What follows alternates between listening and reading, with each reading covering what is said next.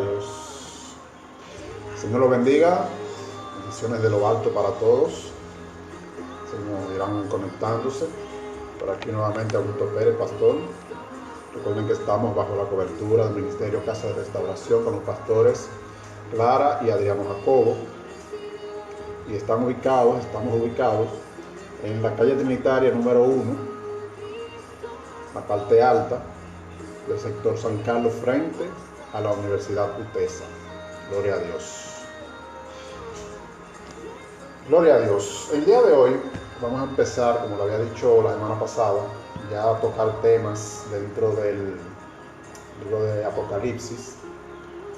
El día de hoy vamos a empezar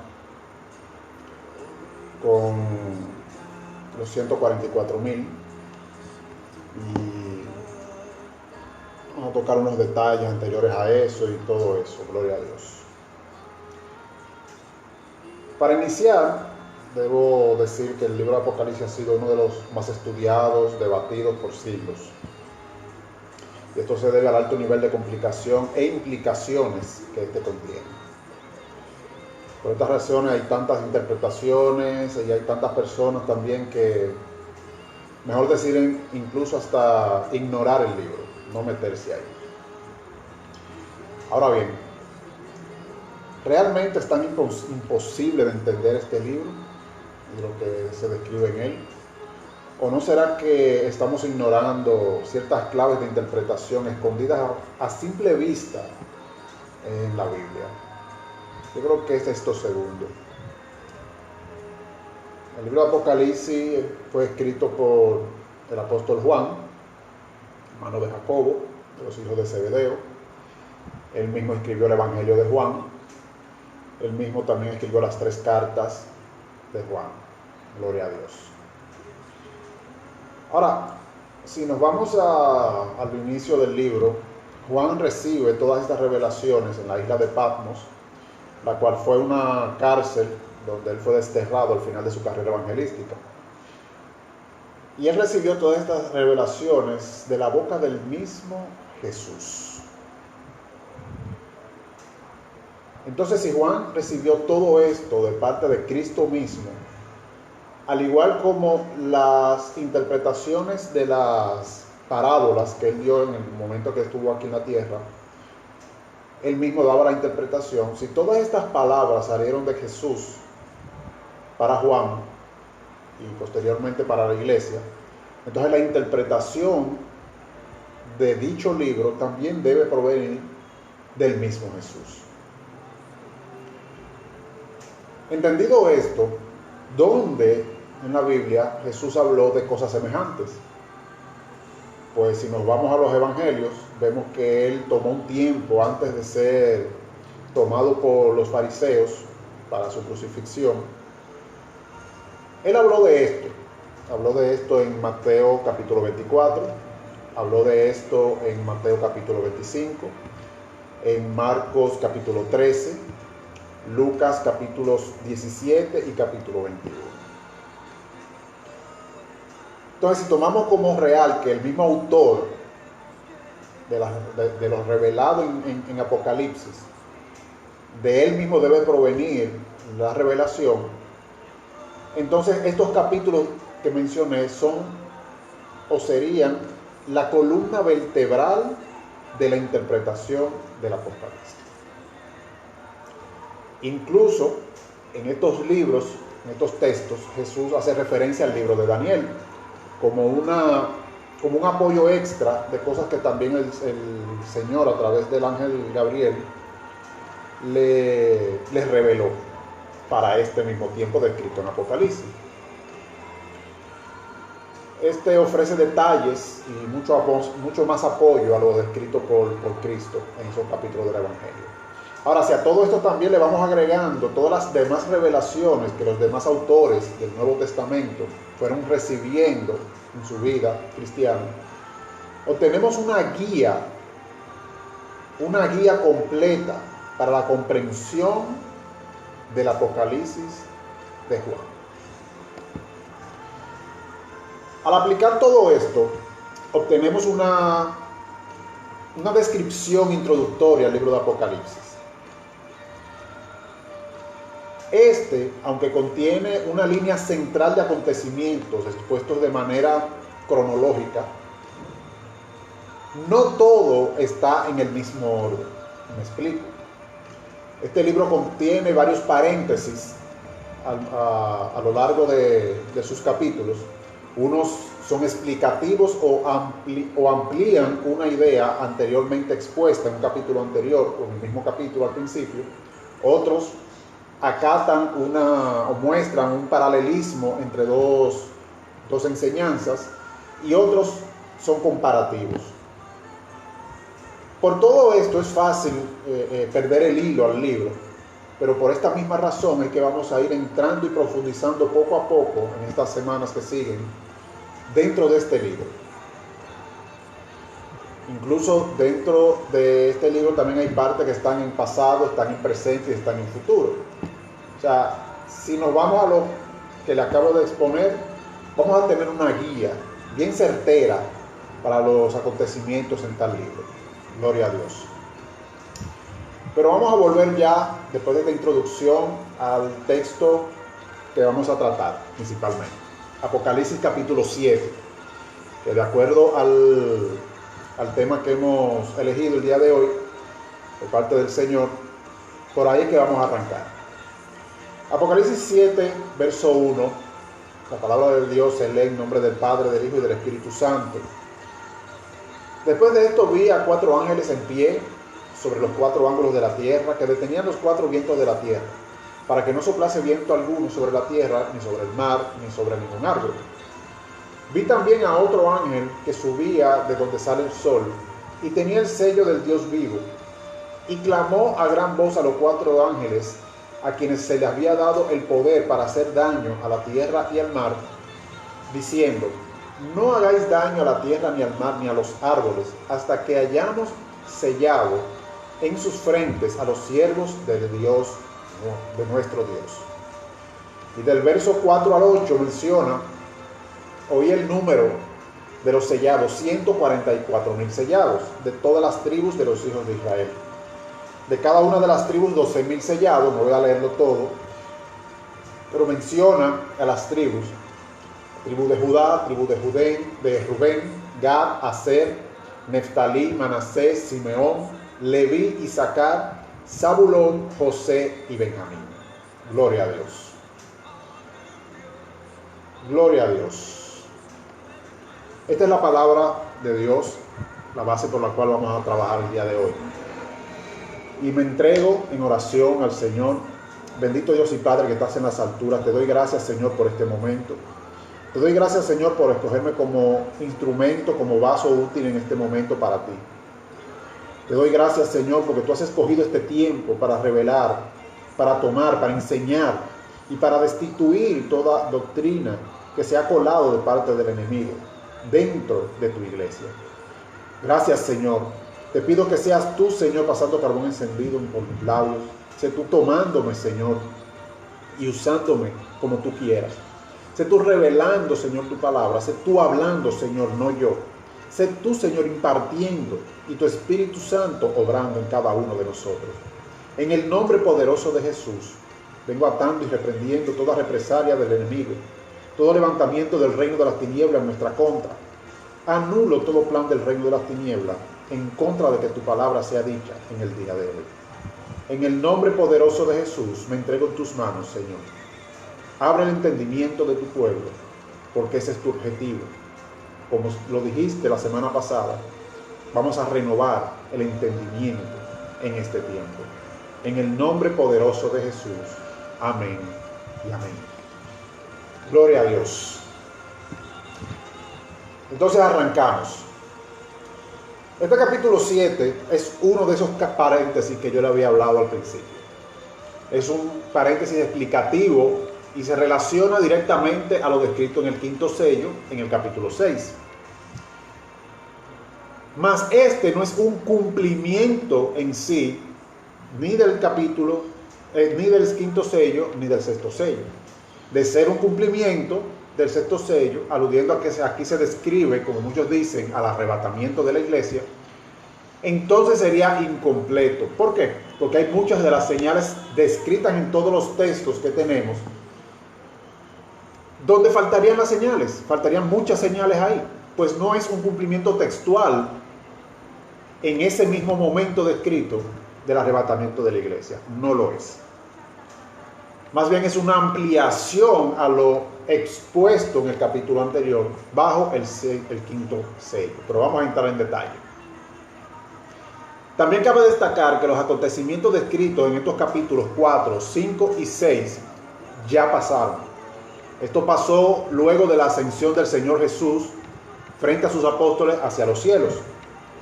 Y se describe como cuando Él llega delante del trono del Padre, en el capítulo 4. Gloria a Dios. Ustedes lo pueden leer más adelante. Ahí se describe todo. Y todo eso hasta el capítulo 6 pasó en ese momento. Y ese es el contexto de esos 3 capítulos. Los 7 sellos descritos en el capítulo 5 están manteniendo cerrado el rollo. Me explico. En la antigüedad, recuerden que los documentos eran en papiros o papel enrollados. Ahora bien, cuando usted estaba escribiendo algo muy exclusivo o secreto, usted le ponía el sello, le ponía un sello, generalmente de cera, con el sello que le representaba a su familia. Ahora, el único que podía destapar o romper ese sello para poder abrir dicho rollo era el destinatario. O sea, esa autoridad la recibía el destinatario. Y continuamos con esta idea. El Cordero Inmolado, quien recibió toda autoridad sobre los acontecimientos venideros, escritos en el rollo por delante y por detrás, es el que recibe la autoridad para quitar dichos sellos al cumplir con el plan del Señor aquí en la tierra. Al abrir cada sello, recibe autoridad sobre lo descrito en cada uno de esos sellos. Mas su cumplimiento no es inmediato, sino que queda bajo la autoridad de Cristo. Cuando Él decida desatar sobre la tierra lo descrito en tal sello, entonces sucederá. Mientras tanto, Él aquí está recibiendo la autoridad sobre lo descrito en ese sello. Gloria a Dios. Ejemplo, al abrir el primer sello, Él autoriza o recibe la autoridad para el inicio del camino del anticristo sobre la tierra. Y esto para que se cumpla la palabra en 2 de Tesalonicenses capítulo 2 y 2 de Pedro capítulo 3. Usted lo leerá más adelante. Al abrir el segundo sello, autoriza para quitar la paz sobre la tierra, cuando Él lo decida. Mantengan esto. Esto es, Él recibe la autoridad sobre eso descrito y Él lo desatará cuando Él decida. Al abrir el tercer sello, autoriza la escasez y hambre sobre la tierra. Al abrir el cuarto sello, autoriza a la muerte sobre la tierra. O sea, ya la autoridad de la muerte no la tiene el enemigo. Recuerden que Él le quitó la llave del Hades y de la muerte a Satanás. Ahora esa autoridad la tiene Cristo. Él es que tiene la autoridad sobre la muerte ahora. Al abrir el quinto sello, recibe la autoridad sobre los suyos. ¿Qué quiere decir esto? Tiene la autoridad de recoger, de ir juntándolos, porque en el sexto sello entonces recibe la autoridad de recogerlos. Gloria a Dios. No los recoge en ese momento, recibe la autoridad para recogerlos. Y el séptimo sello recibe autoridad para ejecutar todo lo que está escrito en el rollo, pues es el último. Ya Él puede desenrollarlo y abrirlo y todo lo escrito ahí darle cumplimiento. Gloria a Dios. Sabiendo esto, el capítulo 7 se amplía la visión en lo descrito en el quinto sello, que dice que los muertos, los que han muerto hasta ese momento, o hasta el momento que Él decide, en Él, le están pidiendo a Él que hasta cuándo es que van a ser recogidos. Mas Él le dice, esperen, que todavía falta que se junten completamente la cantidad destinada para entonces ser recogidos juntos los unos y los otros. Ahora, ¿quiénes son los que faltan para completar el número de los siervos de Dios? Y para responder esta pregunta está aquí en el capítulo 7. Y hay dos líneas de interpretación de dicho libro. Vamos a empezar de una vez con la primera. La número 1 está textualmente en el capítulo. Tenemos un listado de las tribus de Israel, como le dije ahorita: Judá, Rubén, Gad, Aser, Neftalí, Manasés, Simeón, Leví, Isaacar, Zabulón, José y Benjamín. Ahora bien, este listado no coincide con el listado original en el Antiguo Testamento. Este listado lo tomamos desde el principio del nacimiento de los hijos de Jacob, en Génesis 29, Génesis 30 y Génesis 35.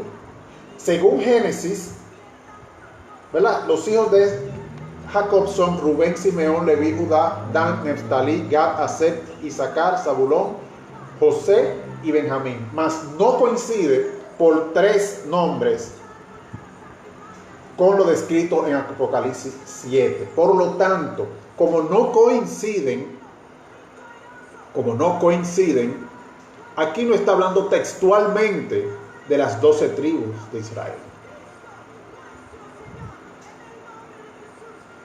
No describe textualmente las 12 tribus de Israel. Esta lista es diferente, porque esta lista es simbólica. Tanto su cantidad como sus nombres son simbólicos de aquellos verdaderos siervos, seguidores de Dios. Y eso lo vamos a ver ahora. Vamos a explicarlo. Primeramente, el primogénito era Rubén, mas en la lista de Apocalipsis no aparece Rubén como primogénito, sino Judá. Vamos a ver por qué. Judá, cuyo nombre significa alabanza, aparece como primero, como primogénito. Esto se debe a que es la tribu de Jesús, quien es la cabeza. Por ser la cabeza, Judá recibe su primer lugar. Y esto está en Génesis 49:8. Dice: Judá, te alabarán tus hermanos, tu mano en la cerviz de tus enemigos. Los hijos de tu padre se inclinarán a ti. No será quitado el cetro de autoridad de Judá, ni el legislador de entre sus pies, hasta que venga Silo. Silo es un apodo que los judíos le tenían al Mesías. Hasta que venga el Mesías a través de él. Y a él se congregarán los pueblos. Gloria a Dios. Y esta es la parte de por qué Judá está primero. Ahora, vamos a ver la parte por qué Rubén no está en primero. Rubén, el primogénito, sigue en el orden inferior a Judá por haber perdido por pecado el derecho a la primogenitura. Y esto se describe en Génesis 49, versos 3 y 4. Dice: Rubén, tú eres mi primogénito. Eso es Jacob hablándole. Mi fortaleza y el principio de mi vigor. Principal en dignidad, principal en poder. Impetuoso como las aguas, no serás el principal. Por cuanto subiste al lecho de tu padre, entonces te envileciste subiendo a mi estrado. Y esto es una referencia a Génesis 35:22, que dice: aconteció que cuando moraba Israel en aquella tierra, fue Rubén y durmió con Bila, la concubina de su padre, lo cual llegó a saber Israel. Gloria a Dios. Entonces ya aquí vemos un primer cambio. Ya Rubén no es el primogénito, es Judá. Judá ganó primogenitura y a través de él vendría el Mesías, porque Rubén la perdió por haberse acostado con la concubina de su padre. Gloria a Dios. Hay otro nombre, el cual se perdió también, y es Dan. Dan aparece, es uno de los hijos de Jacob, mas en este listado de Apocalipsis no aparece, queda eliminado. Ahora, ¿por qué será esto? Dice que no se menciona a Dan porque se le reconoce por su rebeldía e idolatría, características que son inaceptables para ser un hijo de Dios. Dan fue eliminado por rebeldía e idolatría. Y esto está en Génesis 49:17. Será Dan serpiente junto al camino, víbora junto a la senda, que muerde los talones del caballo y hace caer atrás al jinete. O sea, es un traicionero. Y esto, no solamente traicionero hacia los hombres, sino que traicionó a Dios, al plan de Dios. Y esto se describe en Jueces 18, que no voy a leer, sino que ustedes lo van a leer más adelante. Bien, al ser Dan eliminado, se tendría que sustituir con otra tribu. Para eso estaban los dos hijos de José, que se utilizó muchas veces en el Antiguo Testamento, de que las tribus, los dos hijos de José, sustituían, de acuerdo a la necesidad, a una de las tribus principales. Efraín no fue elegido. En sustitución de Dan, de las dos tribus que representan a José, por lo general llamadas Efraín y Manasés, en honor a los hijos de José, aquí se le llama José y Manasés. Fue escogido Manasés por encima de Efraín. ¿Por qué? Porque Efraín también fue rebelde. Oseas 4:17 dice, y no solamente ahí, lo dice en muchas partes ahí de Oseas, Efraín es dado a ídolos, déjalo. Su bebida se corrompió, fornicaron sin cesar, sus príncipes amaron lo que avergüenza, el viento los ató a sus alas, de sus sacrificios serán avergonzados. Y su cumplimiento está en Jueces capítulo 7. O sea que este listado aquí, lo que se describe, es un listado del remanente que se mantuvo fiel a Dios del pueblo de Israel. Gloria a Dios. Bajo esta interpretación primera, literal, vemos que es el remanente de Israel quien cumple con completar el número de los siervos del Señor que serán levantados algún día. Gloria a Dios. Ahora bien, pasamos a la interpretación número 2. La interpretación número 2 es en cuanto a la escritura del idioma. Y aunque la mayoría o todos los libros del Nuevo Testamento están en griego, cuando hacen referencia al Antiguo Testamento, yo utilizo el hebreo. Y mucho más si el escritor en sí, su origen es hebreo. ¿Por qué? Porque ellos piensan, como todos nosotros aprendemos nuevos idiomas, pero nosotros cuando pensamos en nuestro idioma natural. Y como les he explicado antes, el idioma hebreo es muy rico en significado y muchos secretos. Gloria a Dios.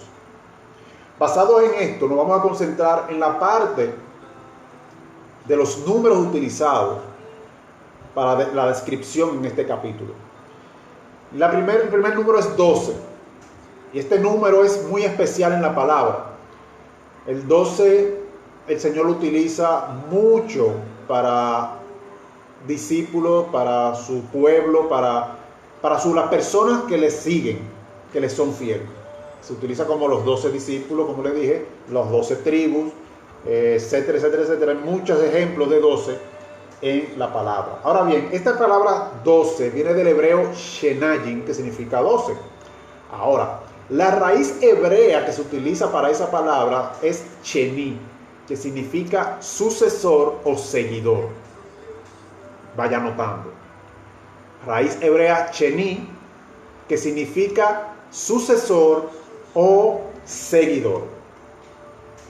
La otra palabra es 1000, 12,000.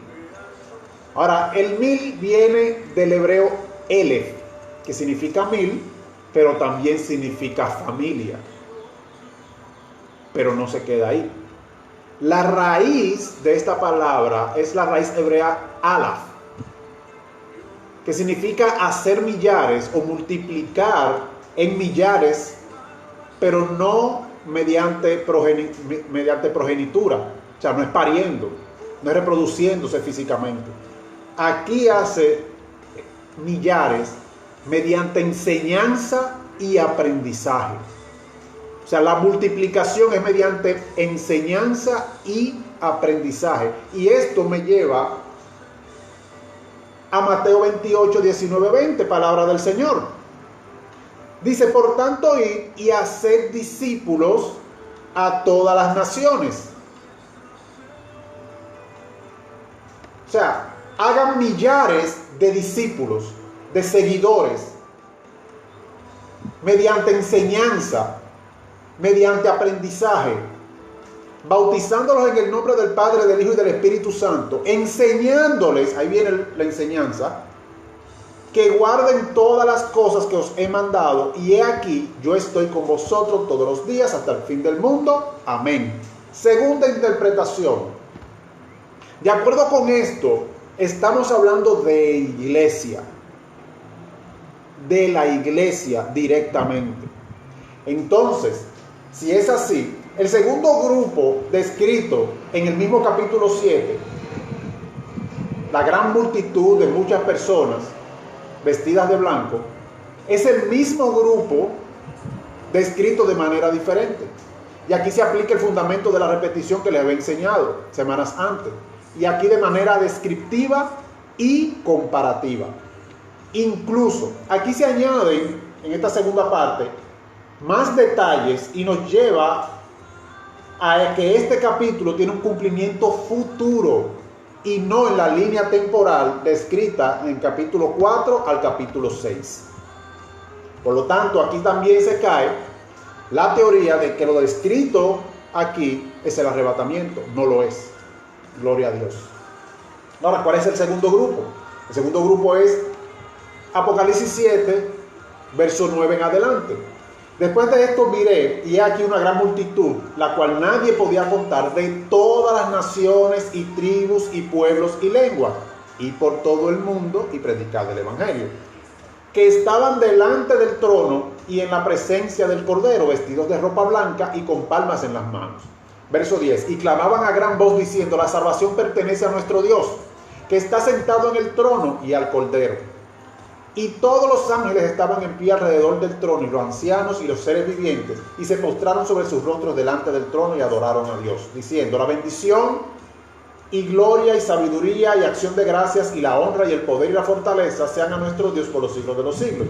Entonces uno de los ancianos habló diciéndome, eso es Juan, diciendo, estos que están vestidos de ropas blancas, ¿quiénes son y de dónde han venido? Yo le dije, Señor, tú lo sabes. Y él me respondió, estos son los que han salido de la gran tribulación y han lavado sus ropas y las han emblanquecido en la sangre del Cordero. Pausa. Recuerden que la otra semana, hace 2 semanas, hablábamos de cómo el Señor obra en tribulación. ¿Cuál es su objetivo? Cómo Él obra, cómo Él nos entra, cómo Él nos saca. Ahora bien, si estos salen de dentro de la gran tribulación, la pasaron. Gloria a Dios. Anote eso por ahí. Verso 15. Pero estos están delante del trono de Dios y les sirven día y noche en su templo. Y el que está sentado sobre el trono extenderá su tabernáculo sobre ellos y ya no tendrán hambre ni sed y el sol no caerá más sobre ellos, ni calor alguno. Porque el Cordero que está en medio del trono los pastoreará y los guiará a fuentes de agua de vida y Dios enjugará toda lágrima de los ojos de ellos. Esto es acontecimiento futuro. Futuro para nosotros y futuro para el momento descrito en los capítulos anteriores. Capítulos 4 al 6. Ahora bien, ¿qué estamos diciendo? Que tanto el primer grupo del capítulo 7, basados en las tribus de Israel, y este segundo grupo es el mismo grupo. Estamos hablando de una misma iglesia, conformado por un remanente fiel, tanto de judíos como de gentiles. Y de esto es que habla los 144,000. Y es el cumplimiento, o el completar, el completivo de lo descrito en el 5º sello, de los números de las personas que faltaban por completar para que sean levantadas. Recuerden que cuando Cristo venga, los muertos en Cristo, los que están descritos ahí en el 5º sello, resucitarán primero. Y luego los que estén vivos en ese momento, los descritos en el capítulo 7, tanto primer grupo como segundo, serán levantados juntamente con ellos. Primero los muertos, luego los vivos serán transformados. Y un solo grupo, una sola iglesia será levantada. Pero no es en ese momento, es un acontecimiento todavía futuro. Gloria a Dios. Ahora, ¿de dónde sale esto? Pues la palabra lo dice.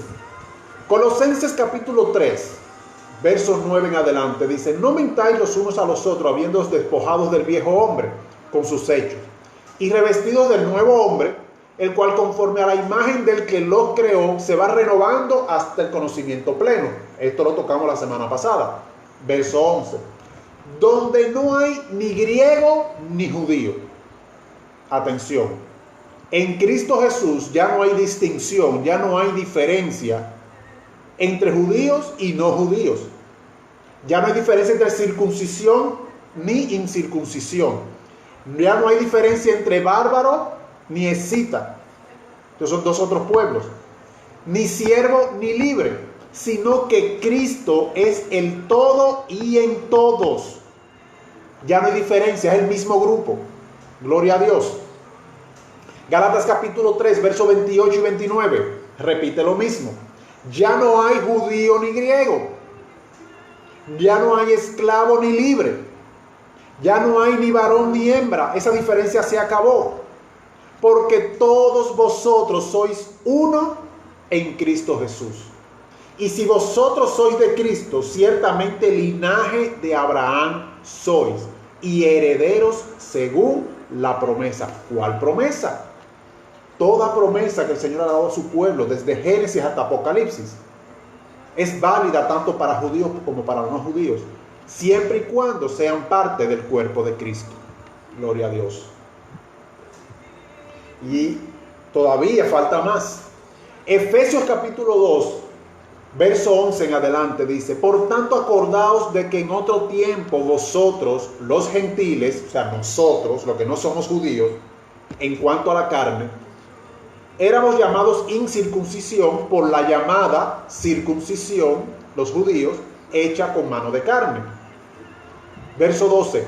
En aquel tiempo estaba sin Cristo, estábamos sin Cristo, alejados de la ciudadanía de Israel y ajenos a los pactos de la promesa, sin esperanza y sin Dios en el mundo. ¿Qué quiere decir esto? Todas las promesas de salvación, tanto en la carne como en el espíritu, son primeramente al pueblo escogido por Dios, Israel, y luego a nosotros, a quienes Jesús nos añadió. Gloria a Dios. Verso 13. Pero ahora en Cristo Jesús, vosotros que en otro tiempo estaban lejos, ahora habéis sido hechos cercanos por la sangre de Cristo, porque Él es nuestra paz. Y de ambos pueblos hizo uno solo, derribando la pared intermedia de separación. Verso 15. Aboliendo en su carne las enemistades y la ley de los mandamientos expresados en ordenanza, para crear en sí mismo de los dos pueblos un nuevo hombre, haciendo la paz. ¿Qué quiere decir esto? Que la ley dada a los judíos nos separaba a nosotros de recibir las promesas de Dios. Mas Cristo, mediante su sacrificio, hizo que las promesas que eran para ellos también fuesen para nosotros. Por cuanto todos pecamos, el Señor nos amó a todos, el Señor entregó a su Hijo por todos, por cuanto entonces todos ahora somos herederos de esa promesa por Cristo Jesús. Ya no es solamente exclusivo para judíos, sino que ya todos somos un mismo pueblo. Gloria a Dios. Verso 17.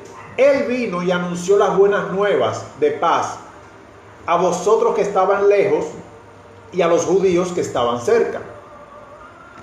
Verso 18. Porque por medio de él los unos y los otros tenemos entrada por un mismo espíritu, el Espíritu Santo, al aire. Gloria a Dios. Por un mismo espíritu al Padre. Gloria a Dios. Así que ya no sois extranjeros ni son advenedizos, sino que somos conciudadanos de los santos y miembros de la familia de Dios. Ese fue el verso 19. Verso 20.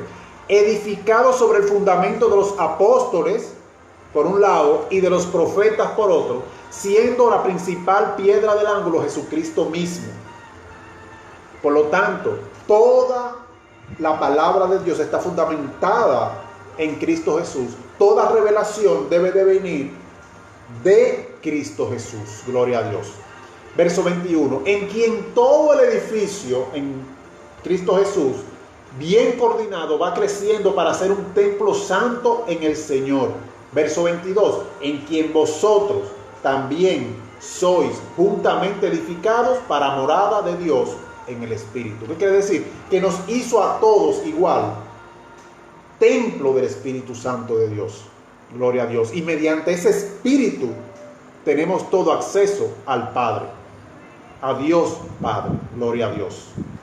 Ahora bien, ambas interpretaciones apuntan a una misma conclusión. Ambos grupos descritos en este capítulo 7 es un solo grupo descrito de dos maneras. Y no es otra que la iglesia de Cristo. La novia que espera, que está en espera de las bodas del Cordero, conformada por el remanente fiel de judíos y de gentiles juntamente.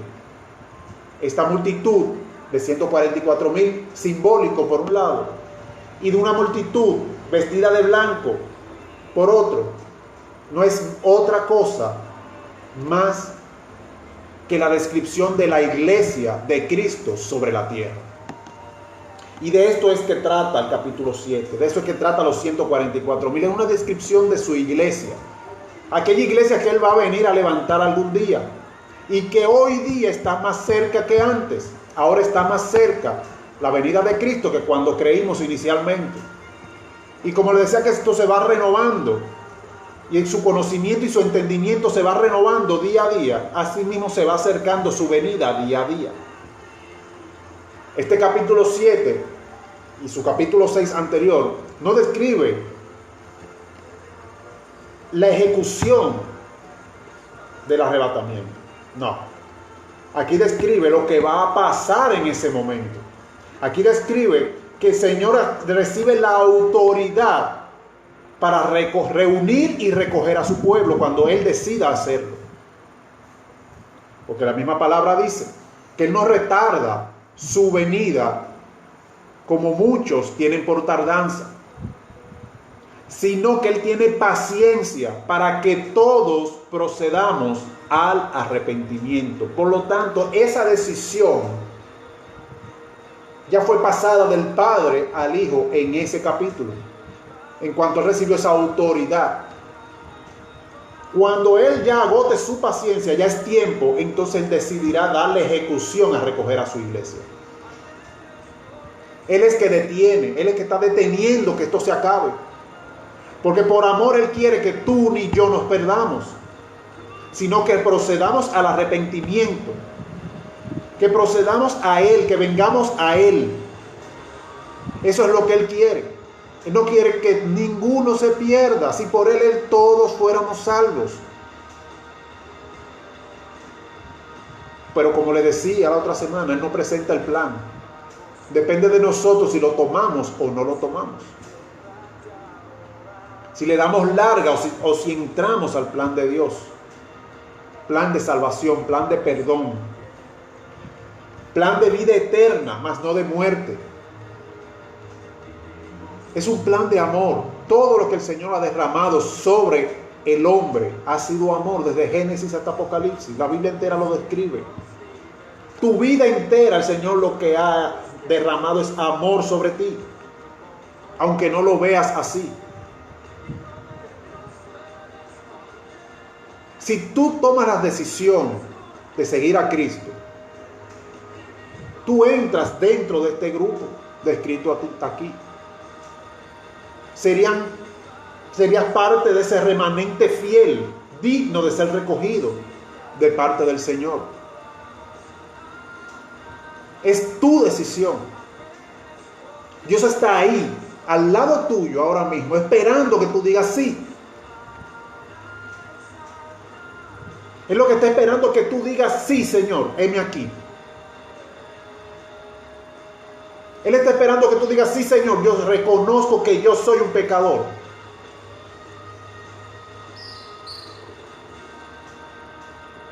Yo reconozco que he pecado. Y también reconozco tu señorío sobre el pecado. Perdóname. Heme aquí, haz lo que tú tengas que hacer conmigo. Eso es lo que Él está esperando de parte tuya. Arrepentidos y convertidos. Hacer discípulos. Enseña, aprende, multiplícate. Forma parte de la familia de Dios, como acabamos de leer. Forma parte del cuerpo de Cristo, el cual bien coordinado hace en la tierra la obra de Dios. Cada parte tiene su función y todos somos necesarios. ¿Qué quiere decir esto? Que Dios te necesita a ti y tú estás diciendo que no. Dios te necesita para hacer algo sobre la tierra y tú estás huyendo. Dios te necesita para glorificarse a través de ti y tú le estás dando larga. Ven a Cristo y forma parte de su familia, porque luego de que Él venga ya no habrá más oportunidad. Luego de que Él venga ya no habrá más oportunidad. Es ahora, es hoy. Si la semana pasada no hiciste la oración, hazla hoy. Ven a Cristo. Ven hoy. Mañana puede ser tarde y no es cliché. Mañana puede ser tarde. Nosotros no sabemos qué pasará mañana. Solo Dios lo sabe.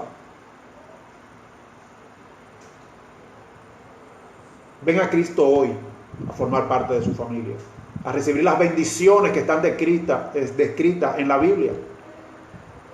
Son para ti, son para mí, siempre y cuando formemos parte de Cristo. Todas las bendiciones descritas ahí son para nosotros. No huyas. Ven y toma tu parte de la herencia de parte de Dios. Haz esta oración. Señor Jesús, en esta hora yo reconozco que soy pecador. Y yo reconozco que tú moriste en la cruz por mí. Y que como yo merecía morir por mi pecado, tú moriste por mí. Yo te doy gracias por haberlo hecho. Por haber muerto por mis pecados. Yo los confieso ahora, yo soy pecador. Y ahí tú dices el pecado que tú creas. Te lo entrego, Señor, en tus manos. Perdóname y recíbeme como hijo. En el nombre de Jesús. Amén. Señor, si alguien hizo esta oración, ahora en vivo o después de grabado, yo te pido que seas tú recibiendo a estas personas, Señor. Que seas tú tomándolas, Señor, en tu mano. Que seas tú limpiándola de todo pecado. Que seas tú, Señor, inscribiendo su nombre en el libro de la vida y poniendo tu sello de Espíritu Santo en su frente. Que sea tomado para salvación. Que sea guiado para salvación. Que sea transformado para salvación. En el nombre poderoso de Jesús, lo entregamos en tus manos, Señor. Recíbelos, Señor, y haz como tú creas en ellos. Pero sálvalos, Señor. Perdónalos, Señor. Cámbialos, transfórmalos. Y que sean parte de la familia tuya, Señor. Que sean parte de tu cuerpo, Cristo. Y reciban las promesas de la herencia de tus bendiciones, Señor. En el nombre de Jesús. Amén y amén. Gloria a Dios. Los bendigo en el nombre de Jesús. Recuerden que vamos a seguir la semana que viene. Y vamos a seguir en este mismo capítulo con la segunda parte. Los que salieron de la gran tribulación. Eso mete miedo. No mete miedo nada. Vamos a aprender qué es la gran tribulación. Qué realmente es bíblicamente. la gran tribulación. Los veo el viernes. Que el Señor los bendiga. Señor los cubra en el nombre de Jesús y expanda el entendimiento. Y expanda el amor sobre ustedes y en ustedes. En el nombre poderoso de Jesús, que el Señor le bendiga.